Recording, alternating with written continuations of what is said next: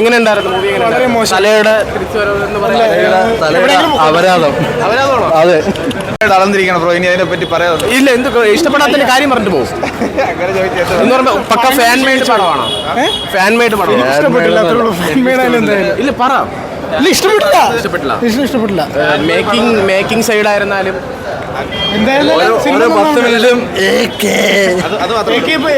എല്ലാവരും അധികം പണി എടുത്തിട്ടുണ്ട്. എന്ന് വെച്ചാൽ ഓവറാക്കി ചളാക്കിയിട്ടുണ്ട്. അതാണ് സംഭവം.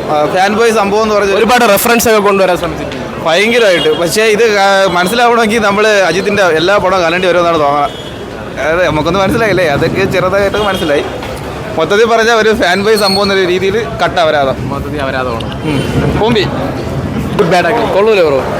പട്ടിപ്പടം എന്ന് പറയുമ്പോഴത്തേക്ക് കുറച്ചുകൂടെ ആധികാരികമായിട്ട് പറയാം. ബ്രോ, ഒരു സിനിമ എടുക്കുമ്പോൾ എന്തെങ്കിലും മിനിമം ഒരു നടനുണ്ട് ഡയറ്റ് എന്ന് പറഞ്ഞിട്ട് ചുമ്മാ 4 സീനിൽ ഒരു പടം എടുത്തിട്ട് കാര്യമില്ല. അതിനൊരു കണ്ടന്റ് വേണം, ആൾക്കാർ കണ്ടിരിക്കാൻ പറ്റിയ ഒരു നല്ല സീൻ വേണം. ചുമ്മാ 4 മാസ് സീന് 4 തോക്കും വെച്ചിട്ട് എടുക്കണ അല്ലല്ലോ പടം.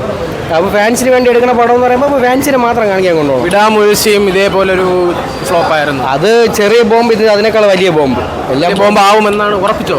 ഇവിടെ എന്തായാലും ഇവനെ പോലെ 4 ആൾക്കാരുണ്ടെങ്കിൽ കത്തിക്കും. എൻ്റെ അഭിപ്രായത്തിൽ തീയിട്ട് കത്തിച്ചാൽ നല്ലപോലെ കത്തും. അത്രയ്ക്കുള്ള ബോംബുണ്ട് അതിനകത്ത്. പോരെ ബ്രോ. പിന്നെ ഫാൻസുകാർ കൊള്ളാന്ന് പറയുന്ന അവരിതാണ്. ഇവർക്ക് അജിത്തിനെ കണ്ടാൽ മതിയല്ലോ, പടം കാണണ്ടല്ലോ. പോരാ, മൊത്തത്തിൽ പടം പോരാ. തലയൊക്കെ വേണിച്ചിട്ട് വയ്യ. 3 മണിക്കൂർ പ്രാന്ത് തോന്നണ്ടല്ലോ.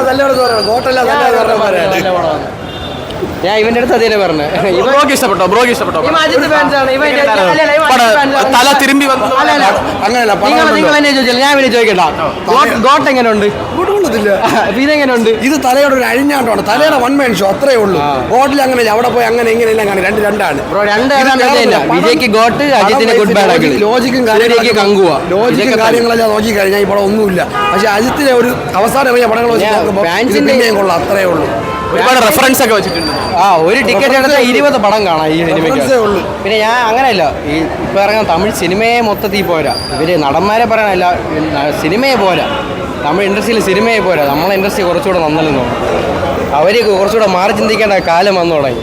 ഞാൻ ഓഡിയൻസ് അങ്ങനെയാണ് ഇവര് പിന്നെ രക്ഷപ്പെട്ടത്. അവിടെ കൊളുത്തും, ഉറപ്പാണ്. അവിടെ കൊളുത്തും. അവിടെ ഇവർക്ക് ദീപാവലിക്ക് ഇറങ്ങേണ്ട പടമായിരുന്നു, ജസ്റ്റ് മിസ്.